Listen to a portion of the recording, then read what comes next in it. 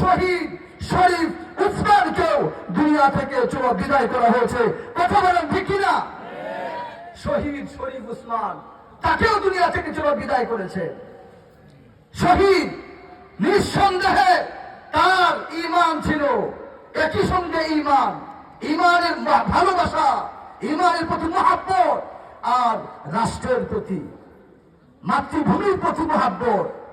জুমার নামাজ শেষ করছে, ভাই সে আগের থেকে চাইছিল জুমার দিন যেন আমার বিদায় হয়, আমাকে যদি গুলি করে শহীদ করা হয় এটার জন্য বিচার হয়, মাথায় যদি গুলি করে।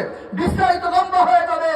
আমার বোঝানোর বিষয় হলো, যারা শহীদ হয়েছে, যাদেরকে শহীদ করা হয়েছে, আল্লামা দেলোয়ার হোসেন সাঈদী রহমাতুল্লাহি আলাইহিকেও শহীদ করা হয়েছে।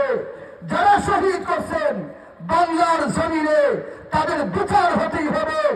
জাতীয় মসজিদের সামনে, বাইতুল মুকাররমের সামনে, সমস্ত আলেমদের সামনে, সমস্ত মুফতিদের সামনে, সমস্ত শাইখুল হাদিসদের সামনে, আম জনতার সামনে, হাজার হাজার লক্ষ লক্ষ কোটি কোটি মানুষের সামনে যারা খুনি, বাস্তব যারা খুন করে বলা, তাদের বিচার করতেই হবে। কারা কারা চান আল্লাহকে হাত দেখান, হাত দেখা দেয়, একটা তাকবীর দেয়,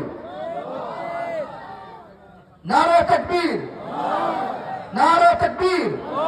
মাশাআল্লাহ। দোয়া চাই আল্লাহ তাআলা আমাকেও কবুল করুন।